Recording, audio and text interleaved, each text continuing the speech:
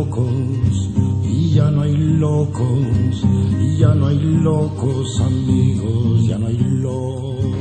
Juráis lealtad a su excelencia, al jefe del Estado, y fidelidad a los principios del movimiento nacional y demás leyes fundamentales del reino. Sí, juro lealtad al jefe del Estado y fidelidad a los principios del movimiento nacional y demás leyes fundamentales del reino. Si así lo hiciereis, que Dios os lo premie, y si no, os lo demande.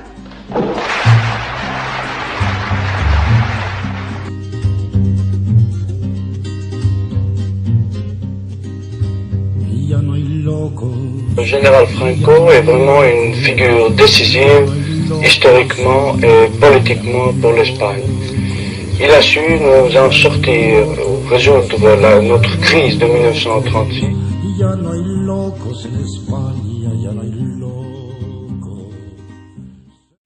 Esta es la historia, sin embargo, del hombre que se convirtió en el general más joven de Europa desde Napoleón, que alcanzó el poder en un golpe de Estado concebido por su hermano, que ocultó al mundo sus acuerdos con Hitler, que creía haber sido designado por Dios para llevar a cabo una cruzada que salvara a España, y que firmó condenas de muerte mientras se tomaba una taza de café. Esta es la historia del general Franco. La venida de la República para Franco fue un desastre, porque estaba todo en contra de su manera de ser y de su manera de pensar y del concepto de España. Él no creía en los partidos, él no creía en la democracia, él no creía en el voto. Tenía en cuenta lo que iba a suponer la República para el desarrollo de su carrera. Entonces esto a él le daba miedo. Entonces en las conversaciones que yo asistía en casa, él decía que a dónde íbamos a llegar por ese camino.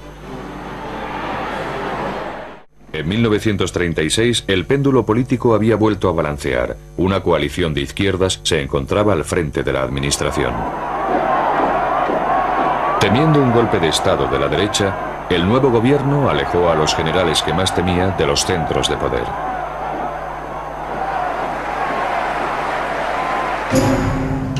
Franco fue desterrado a las aisladas Islas Canarias. En julio de 1936, los generales disidentes decidieron que había llegado por fin el momento de dar un golpe de Estado y derrocar al gobierno. Con tropas moriscas, famosas por su inigualable brutalidad como punta de lanza, el ejército de Franco se dirigió hacia el norte bajo las órdenes de su colega, el general Yagüe. Los rebeldes aplastaron toda resistencia. Badajoz demostraría al resto de España lo que les pasaría a quienes opusieran resistencia. Pero el objetivo de Franco no era simplemente conquistar, sino llevar a cabo una limpieza, como él mismo afirmó. De manera que cuando cayó la ciudad, cientos de sospechosos fueron reunidos y conducidos a través de la ciudad. Con el paso de los días llegaron más noticias. Y de nuevo había una gran distancia entre la imagen dada y la realidad. In Burgos, the seat of the Spanish rebel government, there is a big crowd for a big occasion. For General Franco has arrived on very special business. And amid the plaudits of the multitude, they go inside to the old palace, where he addresses the leaders of the rebellion assembled to hear him. He is nominated head of the state, and his friends again embrace him on the appointment. Lo que los dignatarios allí reunidos no podían saber era que la impresión ofrecida por Franco de haber sido investido como la autoridad suprema era, por decir poco, equívoca. Las pruebas ahora disponibles revelan que los generales estuvieron discutiendo hasta el último momento cuáles debían ser exactamente los poderes que otorgarían a su ambicioso colega. Ahora sabemos que justo antes de la liberación del Alcázar, los generales rebeldes abandonaron el frente para reunirse en esta finca cerca de la ciudad de Salamanca. Aquí nombraron a Franco jefe de Estado, o generalísimo, como sería conocido. El príncipe Juan Carlos dice en su discurso: Quiero expresar en primer lugar que recibo de su excelencia al jefe del Estado y generalísimo Franco la legitimidad política surgida el 18 de julio de 1936.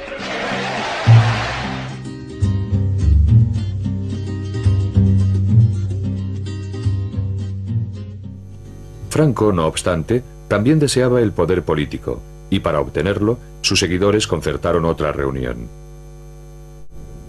Después de una acalorada discusión, accedieron a otorgarle el máximo poder político, pero con la condición crucial de que solamente lo ostentaría durante la guerra y que debería retirarse una vez se hubiera obtenido la victoria, lo cual esperaban que fuera cuestión de unos pocos meses. Esta limitación, sin embargo, no les pareció suficiente a algunos de los militares de más edad.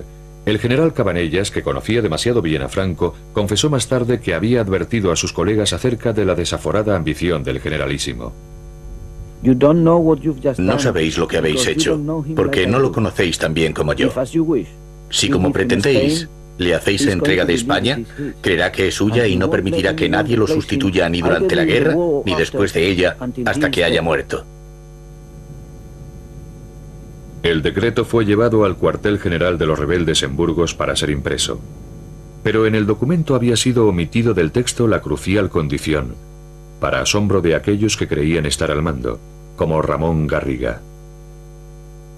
En la reunión de Salamanca, celebrada por los generales, en el documento que establecieron, pusieron la frase que Franco sería jefe, pero que al final de la guerra él dejaría de ser jefe, y esta frase no apareció en el documento. Ahora, el misterio que existe todavía es quién sacó la frase del documento. Ahí está Nicolás Franco. Après ça, il a joué politiquement pour nous en sortir de la Deuxième Guerre mondiale. Et à part ça, pendant ces derniers 30 ans, il a mis les bases pour un développement que dans nos jours, vous-même vous...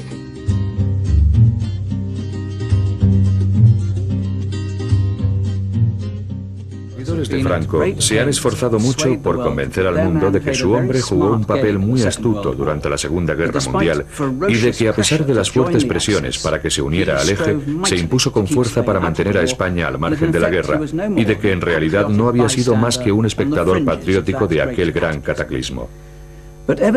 No obstante, las pruebas que han salido a la luz desde entonces arrojan una gran interrogante sobre aquella benévola interpretación de lo que sucedió verdaderamente y sobre el propio protagonista, un hombre a quien le agradaba sentarse ante este escritorio flanqueado por dos fotografías enmarcadas, una de Benito Mussolini y la otra de Adolfo Hitler. Hoy en día, la mayoría de los españoles reconoce que Franco sentía cierta simpatía por Hitler, pero pocos saben que hubo mucho más. Actualmente en España, se piensa que Franco acudió a la cita con Hitler totalmente decidido a pedir lo imposible para de esa forma mantener a España al margen de la guerra. Las pruebas demuestran lo contrario. Acompañado por su cuñado, Franco partió de San Sebastián hacia su fatal encuentro en Hendaya, a solo 25 kilómetros de la frontera francesa.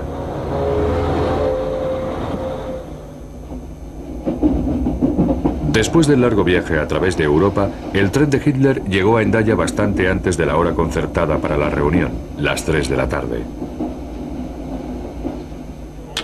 El tren de Franco se retrasó, pero no fue, como afirman sus seguidores, un plan pensado para debilitar a Hitler. Todo lo contrario. Y salimos con mucho tiempo para llegar antes de la hora convenida y estar esperando un poquito. Y Franco tenía, es comprensible, el prurito de decir, en punto. El servicio ferroviario español era malísimo, estaba destrozado después de la guerra interna. Y llegamos a Hendaya con 5 minutos de retraso. Franco iba nervioso y los 5 minutos de retraso le produjeron un gran disgusto.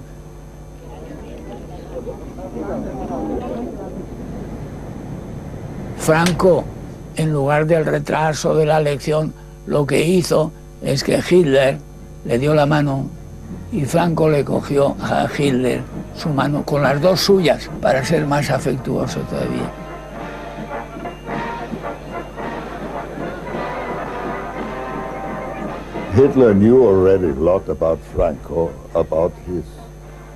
Hitler sabía entonces mucho sobre Franco, sobre sus métodos, sus tácticas. Él, que era un hombre astuto, con la malicia propia de un campesino, conseguiría durante la conversación en Hendaya persuadir a Franco de que entrara como aliado en el bando alemán. Los dos líderes se reunieron en el vagón de Hitler. Solo se conservan fragmentos de los documentos oficiales en los que se registró la conversación, pero el único superviviente de la reunión insiste en que Franco estaba decidido a conducir a España hacia los estragos de la Segunda Guerra Mundial siempre que se le asegurara a cambio su preciado imperio. Hitler, que era quien era, dice, después de tantas palabras bonitas, dice, ahora vamos a lo nuestro, a nuestros asuntos. Y hizo Hitler un discurso triunfalista, que la guerra está ganada, que es cosa de muy poco tiempo. Entonces ya Franco empieza a decirle, pues muy bien, perfectamente, ahora yo entraré en la guerra con usted, si usted me concede para España todo esto, Marruecos francés, Oranjado y territorios hasta Inia. Y mientras Franco se está cansando hora y media explicándole lo de los protectorados, Hitler sabe lo que hacía, bostezaba. Esto digo, bostezaba. El final es que estaban los dos indignados. Franco porque no le da lo que creía que le iba a dar seguro. Pues Franco, que pensaba venir aquí diciendo, os traigo un imperio, pues no traía nada. Después de una agotadora sesión, la reunión se levantó. Incapaz de pagar el precio exigido por Franco, sin poner en peligro otras prioridades, Hitler regresó a Berlín. Hitler was furious, and he said he would prefer Hitler estaba furioso y dijo que preferiría que le arrancaran 4 dientes a mantener otra conversación parecida con Franco. Si el propósito de Franco hubiera sido realmente evitar que España entrara en guerra, lo normal sería que hubiera salido encantado de la reunión, pero no fue así. Y en cambio Franco, nos metemos ya en nuestro tren y estaba indignado, viendo estos tíos, son repugnantes, lo quieren todo y no dan nada, esto es intolerable y tal. Según la leyenda, fue en Hendaya en donde Franco detuvo el avance de Hitler y ordenó al Führer que volviera a hacer las maletas. Sin embargo, lo que ocurrió realmente fue que Franco recibió una lección un tanto brutal sobre la realidad del poder. Su sueño del que el renacimiento del Imperio Español se llevara a cabo por cortesía del Tercer Reich no solo fue despreciado, sino expuesto como una fantasía ingenua. En cuanto al exhausto Hitler, al día siguiente estampó su firma en un documento secreto por el que comprometía a España en el tratado entre nazis y fascistas, que él pensaba que lo conduciría pronto a la victoria sobre Gran Bretaña. Et pour vous personnellement, que représente le général Franco? Pour moi, c'est un exemple vivant, jour à jour, par son dévouement patriotique en service de l'Espagne. Et à part ça, j'ai pour lui une très grande affection et admiration.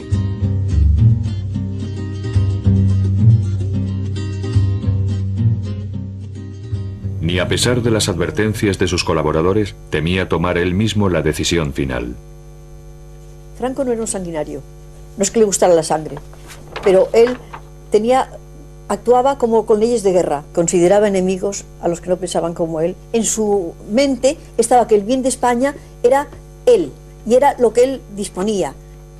Las sentencias de muerte, había un jefe jurídico de su gabinete que, con todos los juicios militares, porque se hacían los juicios militares, le llevaba los casos con una explicación de cada caso. Y entonces él las solía firmar tomando café, después de comer. Iba este señor, llevaba los papeles, y allí se firmaba, este sí y este no. Esto es muy duro, pero es que es así.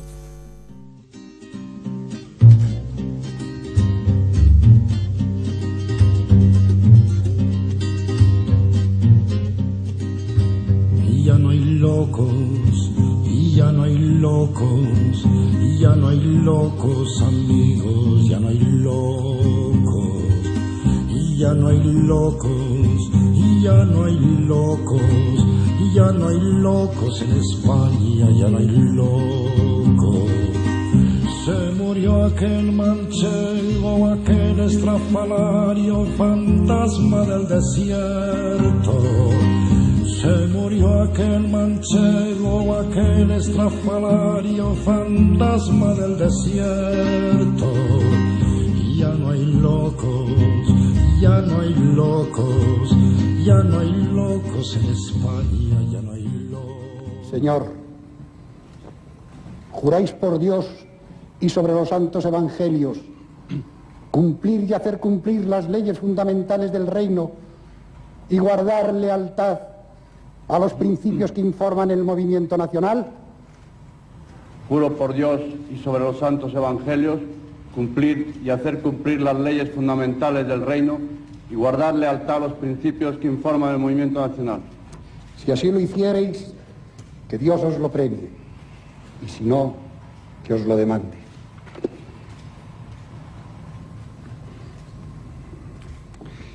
En nombre de las Cortes Españolas y del Consejo del Reino, manifestamos a la nación española que queda proclamado Rey de España don Juan Carlos de Borbón y Borbón, que reinará con el nombre de Juan Carlos I. Señores procuradores, señores consejeros, desde la emoción en el recuerdo a Franco, ¡viva el rey! ¡Viva! ¡Viva España! ¡Viva!